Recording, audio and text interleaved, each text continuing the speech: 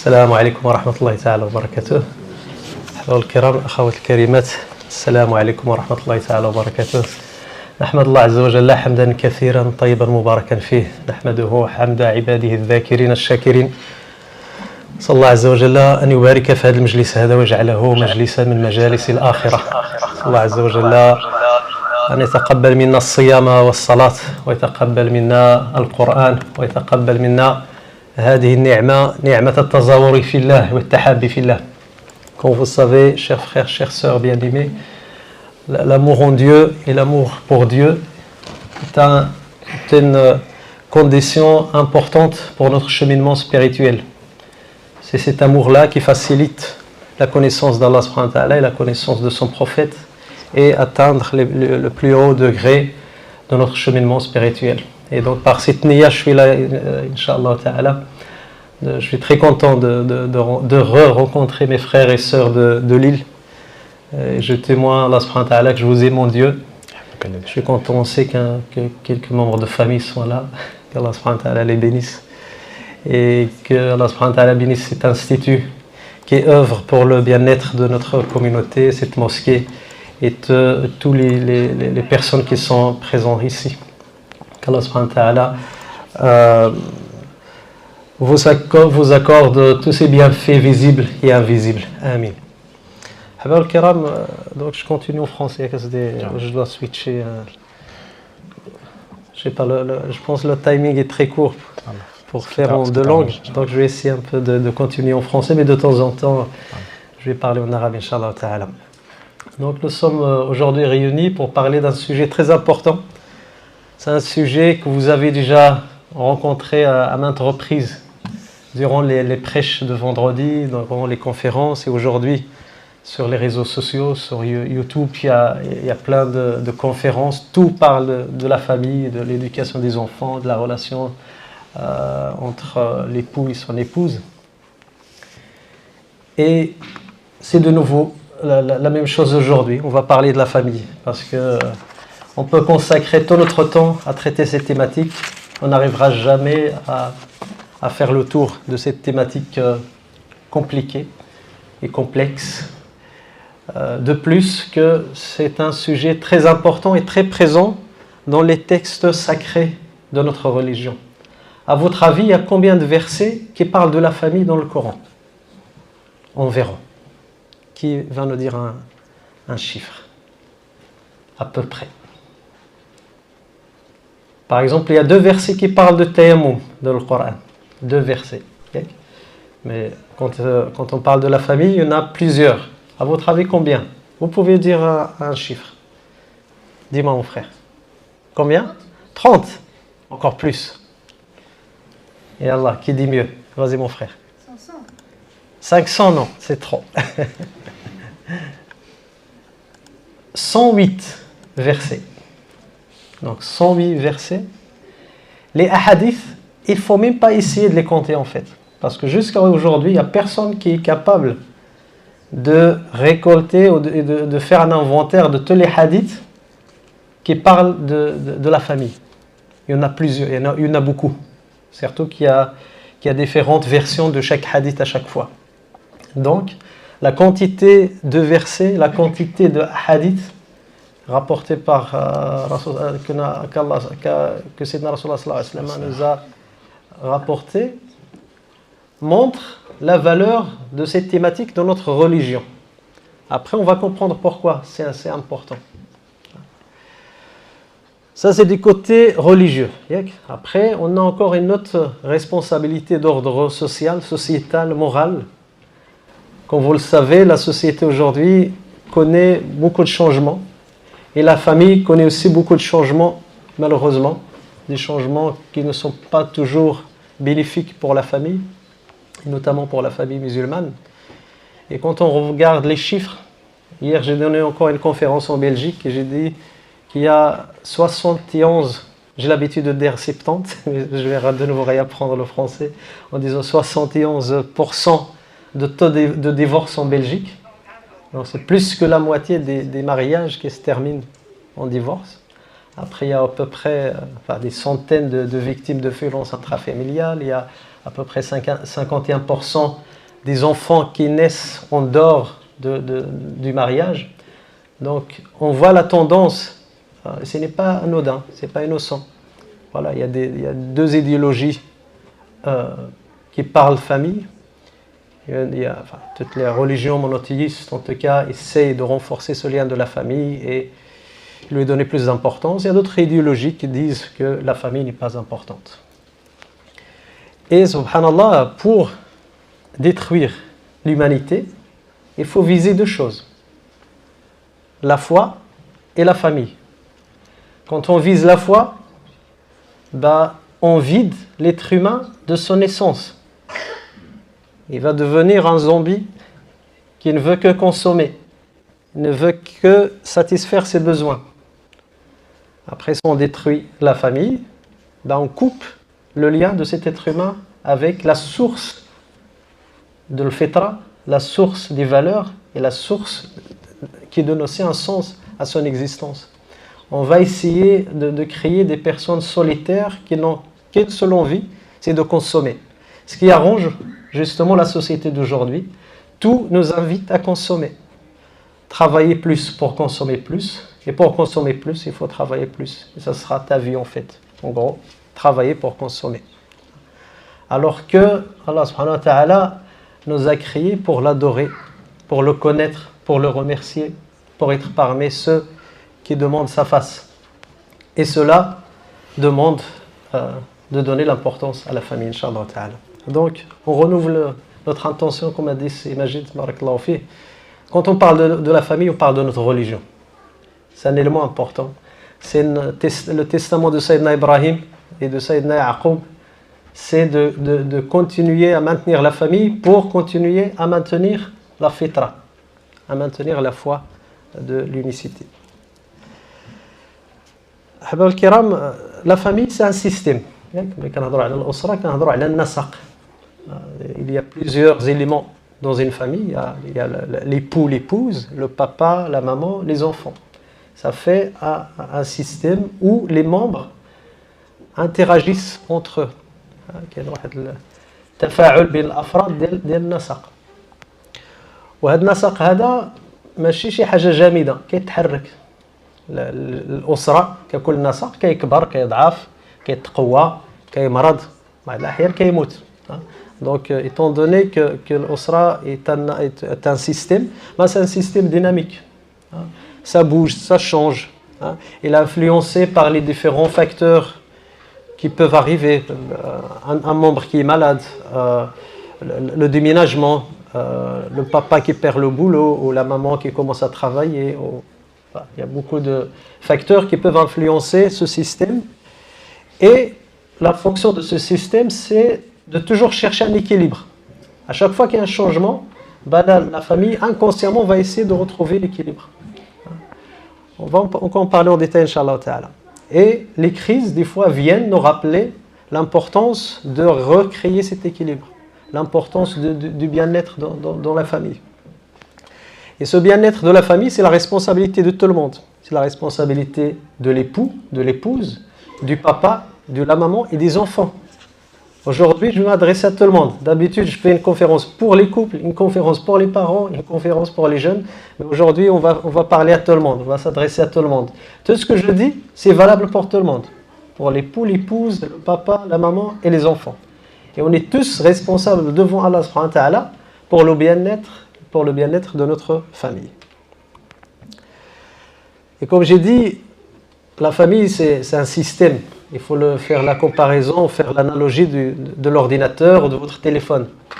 التليفون ديالك مرة كيصيفط لك واحد الميساج كيقول لك خصك دير ميزاجور يعني ولا كيقول لك عندك راه كاين واحد لو فيروس كيهدد الكمبيوتر ديالك. Donc comme un ordinateur, il t'envoie des notifications pour te dire il faut faire une mise à jour ou attention, il y a un virus qui menace ton ordinateur. Ce qu'il faut faire, soit réagir de suite et trouver des solutions, soit reporter la recherche de la solution, soit carrément ignorer. À chaque fois tu reçois le pop-up sur ton ordinateur, tu vas ignorer. À un moment donné, soit ça sera trop, soit ça sera trop tard. Donc c'est pour ça la maintenance des gadgets, des objets, est importante pour garantir une durée plus longue pour leur usage. Ta voiture te demande de la maintenance. Ton ordinateur te demande de la maintenance. Et c'est exactement pareil pour la famille. Si on ne fait pas de la maintenance, si on ne fait pas de l'entretien continu de sa famille, à un moment donné, on va recevoir comme ça des petites crises. C'est madame qui va se plaindre, c'est les enfants qui vont se plaindre, c'est le papa qui va se plaindre, c'est maman qui va se plaindre. Voilà, ça nous envoie des messages. Après, qu'est-ce qu'on fait avec ces messages? Ça dépend de notre intelligence en tant que famille. Parce que là, je m'adresse à la famille en tant qu'équipe. Il n'y a pas que le papa ou la maman qui sont responsables. Les enfants aussi sont responsables. Il y a 3 virus importants qui menacent la famille. Il y a 3 virus qui méritent notre attention parce qu'il faut les prendre vraiment au sérieux. Parce qu'un des 3 là, quand ça atteint la famille, ben ça devient un peu grave. Tout d'abord, le haram ou la désobéissance d'Allah subhanahu wa ta'ala. Nous sommes dans un cadre de référence de famille musulmane. Les autres cadres de référence, ils sont libres de choisir leur cadre de référence. Chacun est libre de suivre un cadre de référence. Imagine un restaurant de Pizza Hut. Tu ne vas jamais trouver dedans un employé habillé au McDonald's et qui sert des produits de McDonald's. Ça ne va pas. Il faut être cohérent. Quand on est de Pizza Hut, tu vas voir que des gens sont habillés en uniforme de Pizza Hut. Ils vont servir des pizzas Hut. Et chez McDonald's, pareil. Et quand on est musulman, on a choisi consciemment un cadre de référence qui nous impose certaines règles pour notre bien-être. Et une fois que tu dis « Ashhadu an la ilaha illallah wa ashhadu anna Muhammadan Rasulullah », c'est la clé par laquelle tu ouvres la porte de ton cadre de référence. Tu entres dans un environnement, dans un cadre qui t'impose certaines règles. Allah subhanahu wa ta'ala, son prophète te dit, si tu veux être bien avec toi-même, avec ta famille, avec la société, tu dois suivre ce cadre de référence. Quand il y a un dysfonctionnement à ce niveau-là, on ressent déjà des problèmes au sein de la famille. Parce que c'est la personne même qui ne sera pas en ordre avec soi. Du coup, ça va avoir une influence sur la famille aussi. Notamment le haram. Il faut être très, comment on va dire, pas rigide, mais en tout cas sévère par rapport à ça. Tout ce que je mange, tout ce que je consomme, tout ce que je gagne doit être halal. Il faut vraiment être dans une recherche microscopique du halal dans son rizq. Il ne faut pas accepter qu'il y ait un centime de haram qui rentre ton ventre ou que tu fais manger à tes enfants ou à ton épouse ou à ton époux. Là, on doit être vraiment très, très sévère par rapport à ça. Il n'y a pas de négociation. Et je parle plutôt de pratiques illicites, bien sûr. La désobéissance d'Allah subhanahu wa ta'ala, la finalité même de la famille, c'est d'adorer Allah subhanahu wa ta'ala. C'est l'essence même de la famille. Ça nous aide pour parfaire notre spiritualité. Et c'est la famille qui nous donne la fitra, les parents, les abawain. هما اللي كيعطيو هذا الايمان اللي كيعطيو الدين اللي كيعطيو الهويه الاسلاميه لاولادهم. ثم الاسره هي اللي كتعاوننا نكونوا مزيانين مع الله عز وجل. الزواج من المآلات ديال الزواج ولا من المقاصد ديال الزواج انه يحفظ لنا الدين ديالنا. داك الشيء علاش كيقولوا الناس كنتزوج باش نكمل الدين ديالي. لانه الهدف ديالك هو انك تعبد الله عز وجل وانت مزوج باش تكبر في الدين ديالك، باش تكبر تمشي من الاسلام الايمان الاحسان، واللي تكبر في العلاقه ديالك مع الله عز وجل. ثم لا نيغليجونس. Il faut de nouveau faire l'analogie avec les gadgets, avec les objets. Tu négliges ta voiture, à un moment donné, elle va t'abandonner. Tu négliges ton ordinateur, à un moment donné, va se cracher. Et pareil pour la famille. Il faut vraiment prendre soin de ses enfants, de son épouse, de son époux. Et subhanallah, le fait de signer cet acte, le halal, j'ai fait le halal, tout le monde dit j'ai fait le halal, mais ça veut dire quoi le halal? C'est pas une manière de légitimer uniquement les rapports intimes entre un homme et une femme, L'acte de mariage, c'est un engagement devant Allah subhanahu wa ta'ala, mithaq ghalid, un engagement sacré pour prendre soin de ta femme, et prendre soin de ton mari, et prendre soin de tes enfants, et par la suite, les enfants prendre soin de leurs parents. Même les enfants font partie de cet engagement sacré. Ce n'est pas juste un procédé administratif, c'est un engagement devant Allah subhanahu wa ta'ala, tu signes. C'est une dette que tu as vers ta femme, c'est une dette que la femme a vis-à-vis de son mari et vis-à-vis des enfants. Donc on est obligé, religieusement, spirituellement, éthiquement, moralement, de prendre soin de l'autre. Et de prendre soin de notre famille. Ce n'est même pas un choix qu'on a. C'est une amana, c'est un dépôt qu'on a entre nos mains. Thomas, la violence. Et quand je dis la violence, il n'y a pas que la violence physique. Les insultes sont une forme de violence.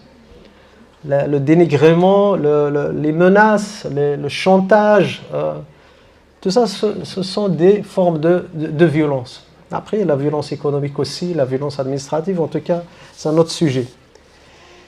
Ces trois choses-là, quand ils attaquent une famille, malheureusement, ça devient plus dangereux en fait. C'est dur à traiter.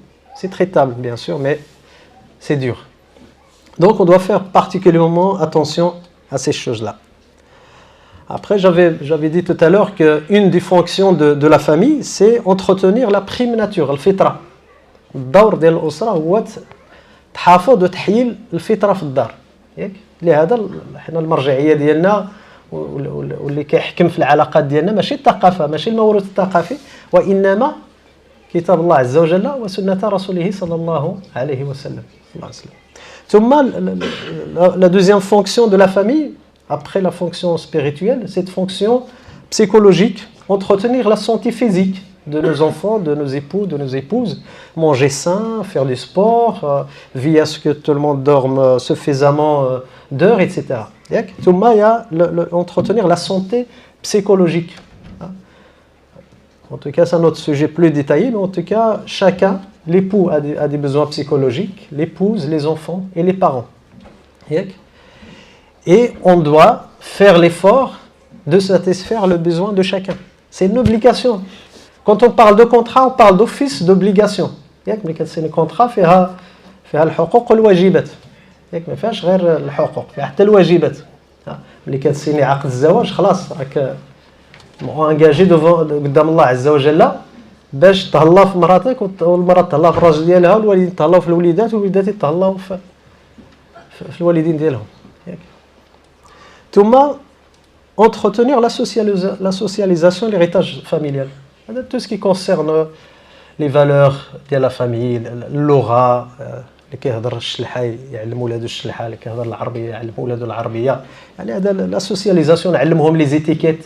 ملي كيموت شي واحد نعلموا ولادنا كيفاش كنديروا. حنايا لي بارون دوف فير ليكزامبل دو لونتر فيزيت اونتر لا فامي ايتترا. ياك باش نحافظوا على داك الارث الثقافي كوميم اللي ما كيخالفش السنه ديال سيدنا رسول الله صلى الله عليه وسلم.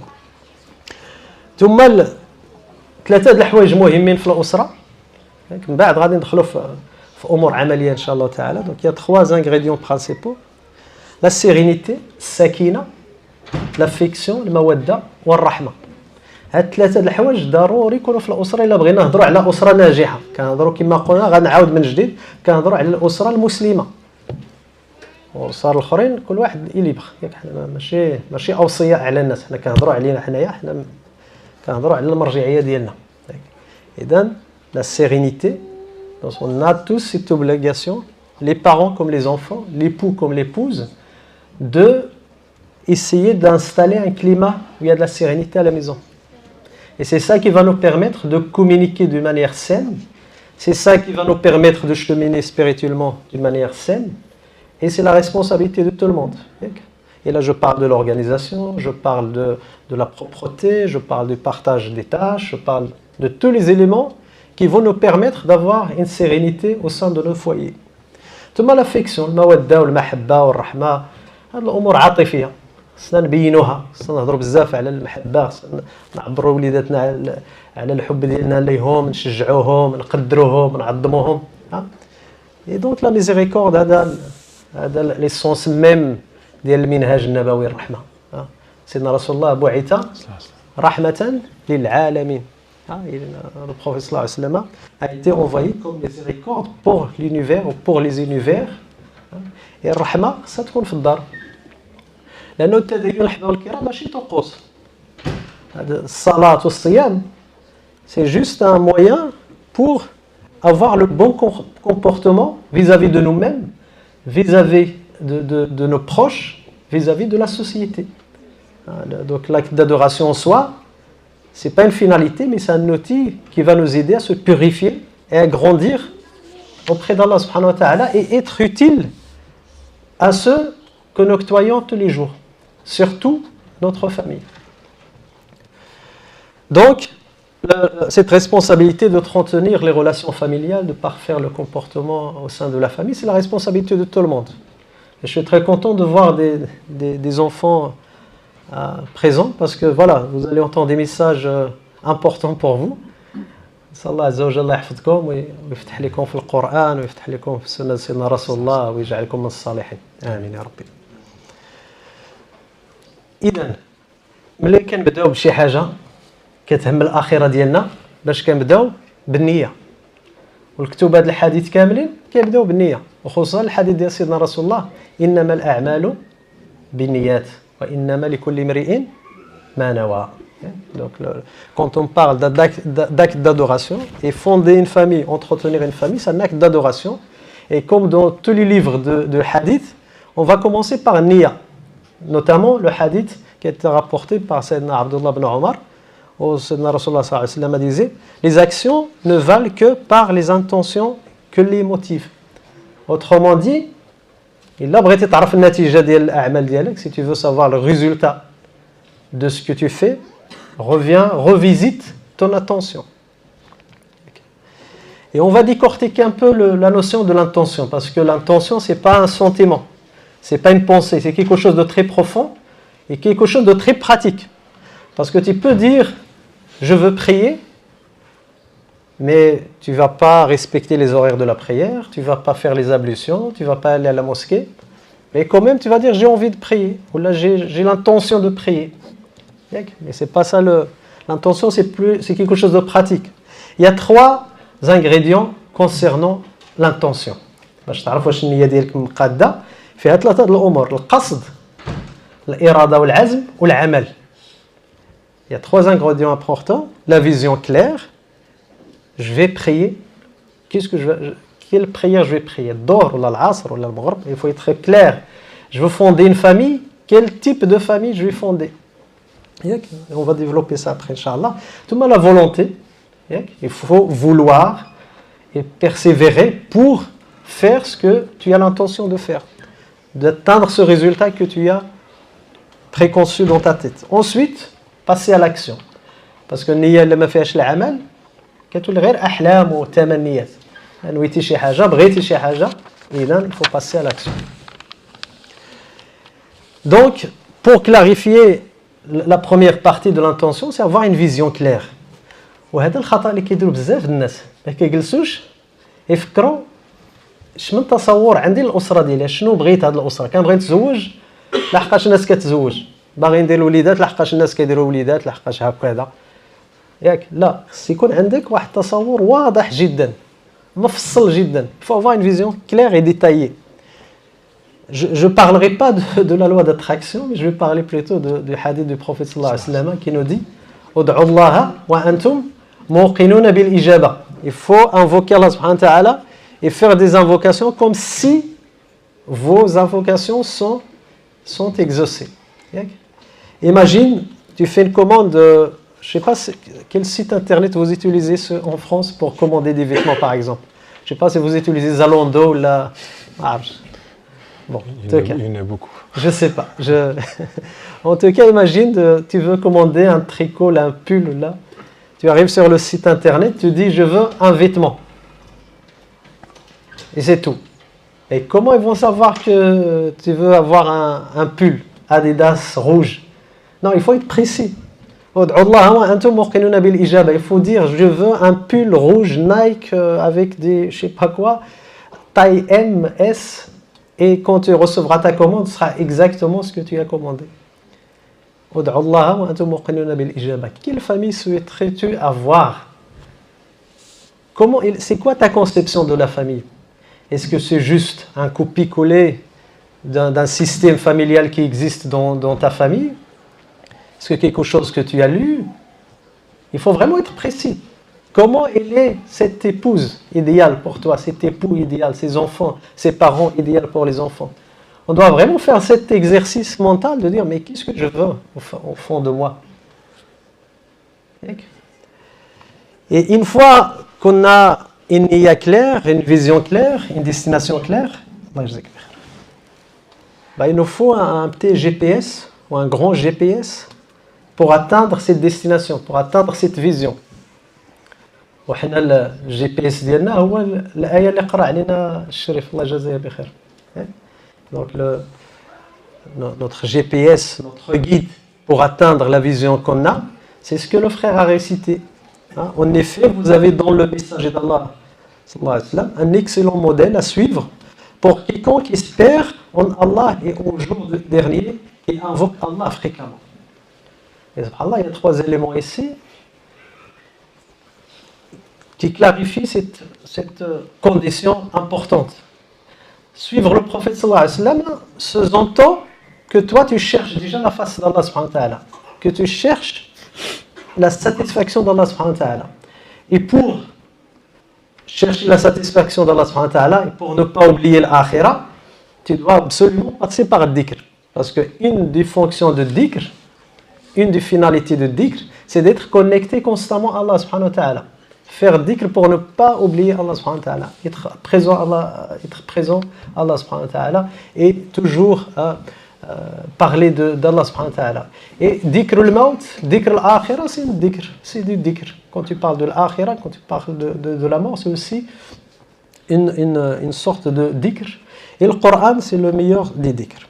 Donc, je veux atteindre cette famille que j'ai conçue dans ma tête. J'ai une vision claire, je veux une femme pieuse, ou un homme pieux, des enfants pieux, une famille stable, une famille qui vit dans un cadre islamique. J'ai une vision claire. Maintenant, comment je vais faire? Je vais un peu demander à Allah subhanahu wa ta'ala de me guider et de m'indiquer dans la sira du prophète sallallahu alayhi wa sallam les choses qui vont permettre de prendre le prophète sallallahu alayhi wa sallam comme modèle. Parce que notre problème aujourd'hui, ce n'est pas un problème de connaissance.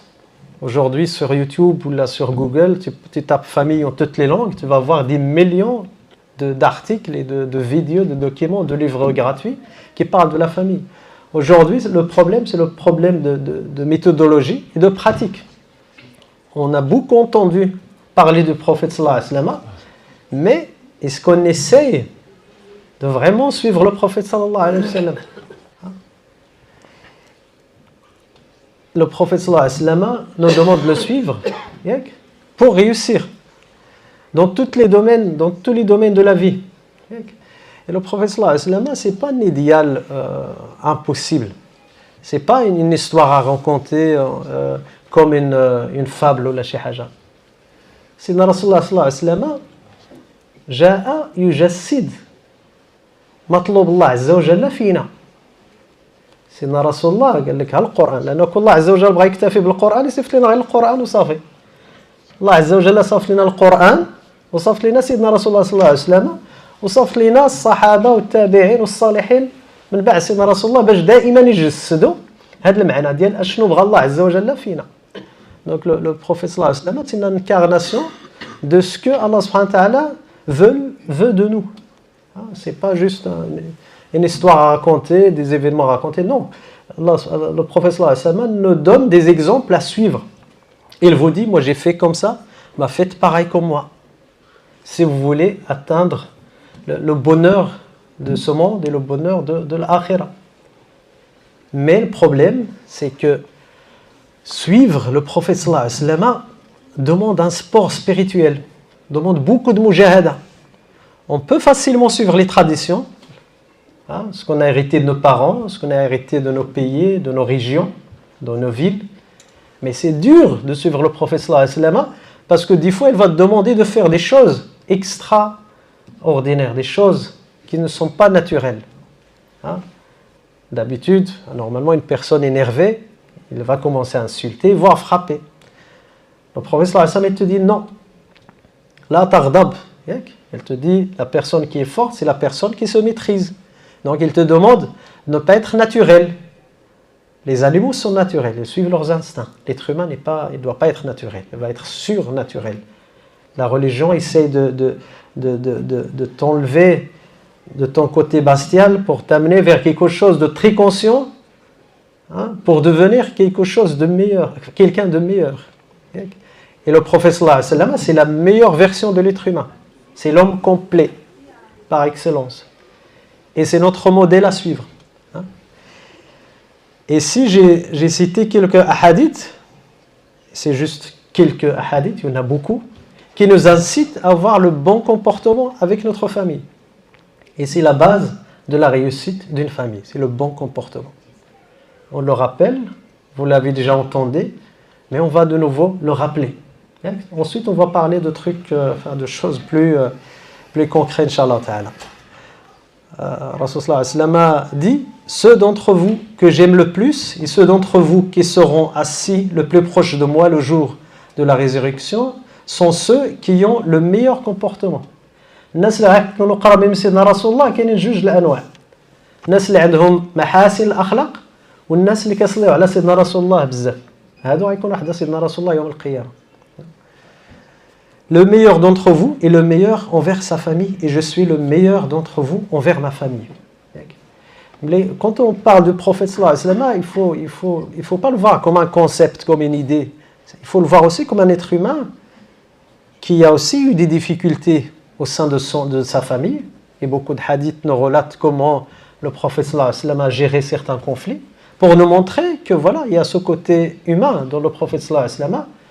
Et voilà, ça ne nous empêche pas de faire comme lui et de gérer de la même méthodologie que lui essaie de faire. On ne va pas être parfait comme lui, mais au moins on va essayer de se rapprocher de ce modèle parfait.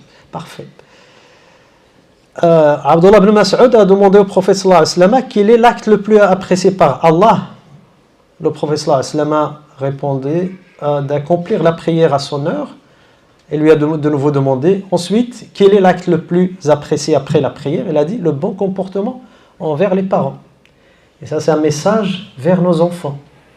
Vous voulez réussir dans votre vie de Seba et l'Akhira, et le bon comportement avec ton papa et ta maman. Ils sont des fois durs, ils sont des fois difficiles, mais tout ça c'est pour toi. Des fois ils font quand il y a des disputes entre un papa et son fils, c'est pas par haine. Le papa et la maman qui grondent son fils ou qui critique ou qui fait des remarques, c'est toujours par amour. Même si c'est la manière dont a été fait ne paraît un peu dure, mais la réalité, derrière cette parole amère, il y a beaucoup d'amour. Et c'est à vous, chers enfants, d'apprendre à... C'est un peu facile à dire, mais voilà, d'apprendre à dire, ok, mon papa me gronde, ma maman fait un peu difficile, ben c'est pour mon bien. Ben je vais essayer un peu de changer mon comportement, je vais essayer de satisfaire mes parents, parce que la satisfaction de mes parents est liée à la satisfaction d'Allah subhanahu wa ta'ala. Donc même si je supporte cette dispute avec mes parents, ben c'est pour faire plaisir à Allah subhanahu wa ta'ala. C'est pour me ressembler au prophète sallallahu alayhi wa sallam. Allah yahfazkum. Sayyidina Anas ibn Malik radiyallahu anhu, il dit, je n'ai pas vu quelqu'un de plus clément, de plus miséricordieux envers les enfants comme le messager d'Allah subhanahu wa ta'ala. Ar-Rahma, il faut incarner Ar-Rahma de Rasul sallallahu alayhi wa sallam. C'est pas de l'impossible qu'on demande. C'est quelque chose de réel. Et quand on fréquente les hommes de Dieu, quand on lit la sira de Salihin, on va voir que cette miséricorde envers les enfants, envers l'épouse, envers l'époux, c'est une réalité. C'est juste que nous, on est un peu, malheureusement, limité par les traditions. On a ce conflit. Je dois suivre le prophète sallallahu alayhi wa sallam, ou je dois suivre les traditions, ou je dois suivre ma mère ou mon père, issu d'une autre culture, qui m'impose un autre système familial, qui n'est pas toujours compatible avec le modèle prophétique. Et c'est ça, des fois, on a tendance à suivre les traditions plus que le modèle prophétique. C'est pour ça qu'on a l'impression que ce que le prophète sallallahu alayhi wa sallam demande est plus difficile. Non, c'est un entraînement. C'est le mujahada, c'est un cheminement spirituel. C'est pas donné à tout le monde. Mais voilà, il faut faire le lien avec le verset qu'on a lu. Hein, il faut avoir déjà cette volonté de je veux l'akhira, je veux Allah subhanahu wa ta'ala. Et pour te faciliter cette démarche, il faut faire beaucoup de dhikr, il faut faire beaucoup de salat, il faut faire beaucoup de siyam. Parce que suivre le prophète sallallahu alayhi wa sallam, c'est un travail. C'est pas juste une apparence. L'apparence est importante, bien sûr. Mais il y a quelque chose de très profond qui se passe à l'intérieur de nous quand on suit le prophète sallallahu alayhi wa sallam, surtout quand on suit son côté psychologique. Et la sunna psychologique, c'est son comportement, sa manière de réagir par rapport à certains événements, sa colère, comment il est triste, comment il pleure, comment il s'énerve, comment il rigole, comment il joue, comment il drague sa femme. Il y a ce côté psychologique, c'est le prophète qui fait partie de la sunna aussi, qu'on doit aller chercher et imiter, pas seulement imiter, mais vraiment incarner. Et subhanallah, dans Surat Nahl, Allah Azza wa Jal nous dit, quiconque, mâle ou femelle, homme ou femme, fait une bonne œuvre tout en étant croyant, nous lui ferons vivre une bonne vie. Subhanallah al-Adim. Al-hayat al-tayyiba rahina bil-amal salih. Al-rajl al-mara.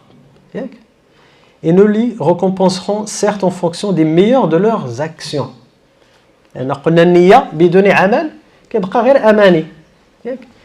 Donc, le bonheur au sein de la famille est lié d'une part à notre foi, à notre degré de spiritualité, ensuite aux actions qu'on va faire, qu'on va mettre en place pour rendre notre époux, notre épouse, nos enfants, nos parents heureux. Donc quand j'œuvre au sein de ma famille, c'est dans cette dynamique-là, dans cette optique-là. Comment je vais faire pour atteindre le hayat tayyiba, la bonne vie, la vie heureuse? C'est grâce aux bonnes actions, en tant que croyant. Parce que le croyant, ce qu'il cherche lui, il cherche la satisfaction d'Allah subhanahu wa ta'ala. Et subhanallah, l'ishara في سورة النحل, شنو كدير النحلة؟ كاينة النحلة كاينة الدبانة ياك. النحل كديما كيقلب على الحاجة مزيانة باش يديرها، باش يعطينا الحسن اللي فيها الشفاء. أما الذباب فكيقلب على الأمور الأخرى. Donc, pour passer aux choses pratiques, Inch'Allah Ta'ala, j'ai combien de temps encore? Tout dépend de toi. 15 minutes maximum. Ouais. D'accord, Inch'Allah. Donc, on va passer aux choses pratiques. Là, maintenant, on va parler de l'amal salih qui a été cité dans Surat Nahl. Hein, on a dit les bonnes œuvres ou les bonnes actions. Les bonnes actions. Pour atteindre le bonheur au sein de sa famille, pour atteindre cette stabilité, pour atteindre sakina, pour avoir cette ambiance saine au sein de la famille, il y a des stratégies à mettre en place. C'est pas, il n'y a pas de baguette magique, malheureusement. Sinon, ça sera plus facile. Non, c'est du travail, c'est du sport spirituel, c'est du sport psychologique.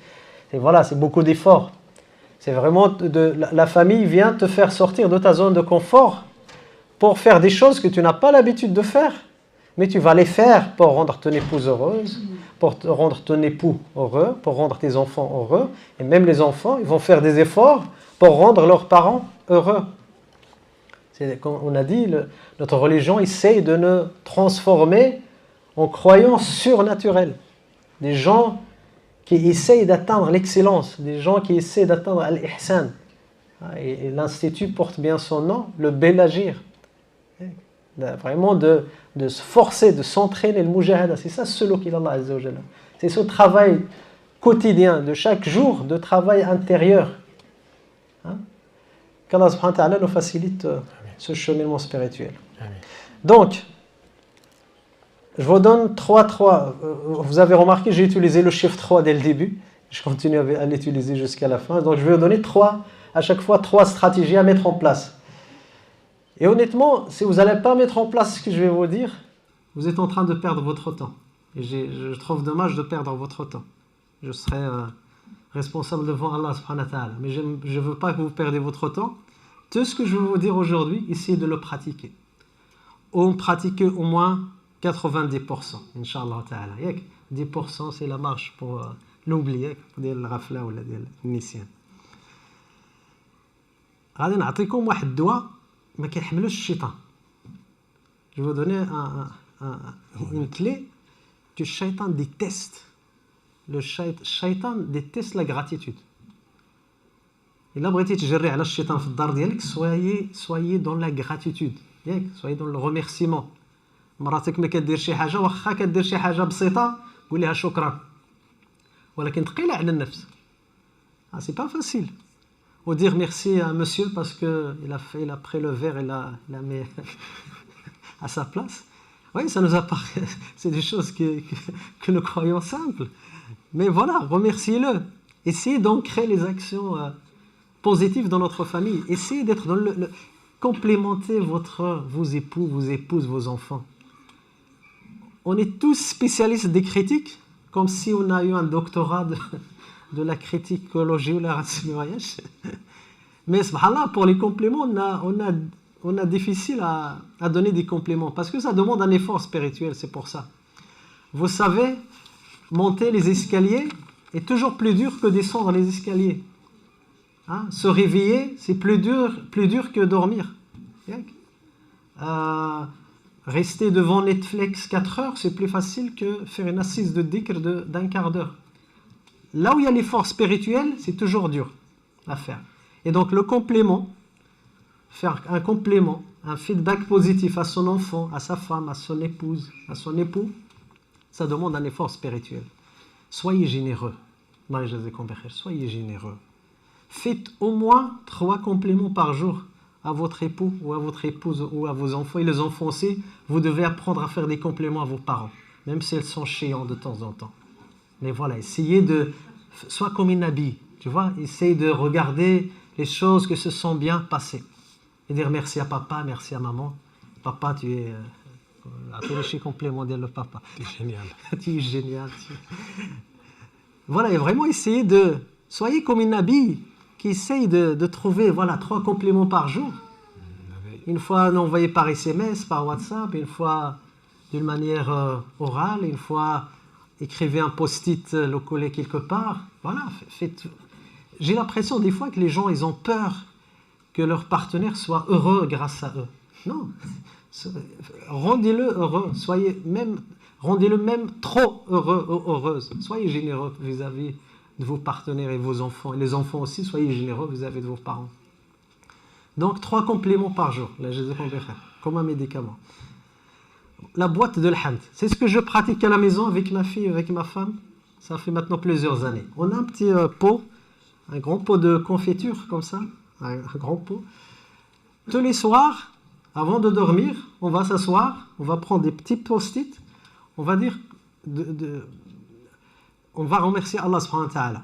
On va dire alhamdulillah. On va nommer 3 choses qu'on a trouvées bien dans notre journée. On a bien mangé, on a le chauffage, on a passé du temps ensemble, j'ai le travail, on a l'argent, on a ça. Enfin, en tout cas, chacun nomme les choses dont Allah subhanahu wa ta'ala, les 3 bénéfiques, les 3 bienfaits d'Allah subhanahu wa ta'ala.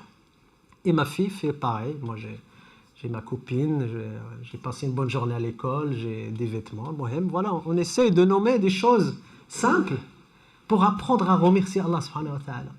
Il faut remercier Allah subhanahu wa ta'ala même pour le sel, même pour l'oxygène. Il faut vraiment être dans cette dynamique de reconnaissance, de gratitude, parce que Shaitan n'aime pas cette dynamique. Et une fois que vous installez ça, vous allez aussi ressentir cette sérénité et cette quiétude au sein de votre maison. Et bien sûr, ce merci, ça coûte pas beaucoup. 3 activités essentielles. Il faut absolument avoir un programme de rituels qu'il faut installer dans sa famille. Il faut avoir des activités d'ordre spirituel. Prier ensemble, là, faites des dhikr ensemble, écouter le Coran ensemble, lire le Coran ensemble, lire un hadith ensemble, au moins une fois par semaine. Ça demande combien de temps? 30 minutes, 20 minutes pour faire un rituel. Awrad tahsin. Subhanallah, les frères les Jazahum Bekhair nous ont enseigné un wird de tahsin pour se protéger soi-même et protéger sa famille. Et j'avais coaché une femme skina en pleine dépression. Et subhanallah, j'avais juste les dit, je lui ai dit, écoute, moi je fais un rituel chaque jour de tahsin, ben, je te propose de le faire. Essaye de le faire au moins 20 jours ou 40 jours. Moi. Subhanallah, j'avais donné ça à cette femme. Elle m'a envoyé le message avant Ramadan, subhanallah adim, pour me dire, subhanallah adim, le dua tahsin que tu m'as envoyé a changé ma vie. Elle m'a dit, j'avais des cauchemars, j'avais une dépression. Aujourd'hui, je me sens heureuse, je me sens bien. Je dis, voilà, c'est l'asbab. Mais voilà, ce nettoyage spirituel, cette purification spirituelle est importante. On doit l'enseigner à nos enfants et on doit aussi avoir l'habitude de faire tahsin ensemble. Avec mon épouse, avec mon époux, avec nos enfants, ensemble, tous les matins ou le soir, avant le maghrib ou après le maghrib, de faire tahsin. C'est très important. Et de bloquer certains moments pour aller assister ensemble comme ça à des conférences, à des retraites spirituelles, à des veillées spirituelles. Parce que, comme on a dit, la spiritualité et la foi, c'est l'essence même de notre famille. Ensuite, il faut avoir cette habitude d'avoir une réunion pour la famille. Au moins une fois toutes les 3 semaines ou là un mois maximum. On fait quoi dans cette réunion? On va parler de ce qui s'est passé. Comment vous avez vécu ce mois-ci? Est-ce qu'il y a des critiques? Est-ce qu'il y a des remarques? Est-ce qu'il y a des choses qui ont causé un conflit en famille? Hein? Qu'est-ce qu'on va planifier pour ce mois-ci? Quelle activité on va faire? Tout le monde, bien sûr, travailler ensemble. Il faut partager les tâches. Surtout dans notre contexte aujourd'hui, l'homme travaille, la femme travaille, les enfants vont à l'école. Il n'y a pas de Superman et de Superwoman qui peuvent faire tout à la maison, c'est impossible. Sauf si on est un passionné du ménage et un passionné de ça, c'est possible. Mais en tout cas, la solution la plus saine, la plus équilibrée, c'est de faire participer tout le monde comme une équipe. On est tous responsables de notre bien-être. D'autres activités vitales, les câlins, c'est très important. J'ai rencontré un père qui m'a dit, ma fille a 17 ans, je ne lui ai jamais fait un câlin. Il m'a dit, je suis un papa gentil, qui joue, qui rigole, mais j'arrive pas à faire un câlin à ma fille. J'arrive pas à faire un bisou à ma fille, ni à mon garçon. Mais elle est quelqu'un de très gentil, de très sympa, de très généreux. Et voilà, c'est des choses qu'on doit réapprendre. C'est pas tout le monde qui a cette facilité. Certes, quand les enfants commencent à grandir, en fait, c'est là qu'ils ont plus besoin de notre câlin, de nos compléments, etc. Essayez d'avoir aussi cette culture de cadeau. Et c'est même un conseil de prophète sallallahu alayhi wa sallam. Le cadeau, c'est une source ou c'est un stimulateur de l'amour ou de l'affection.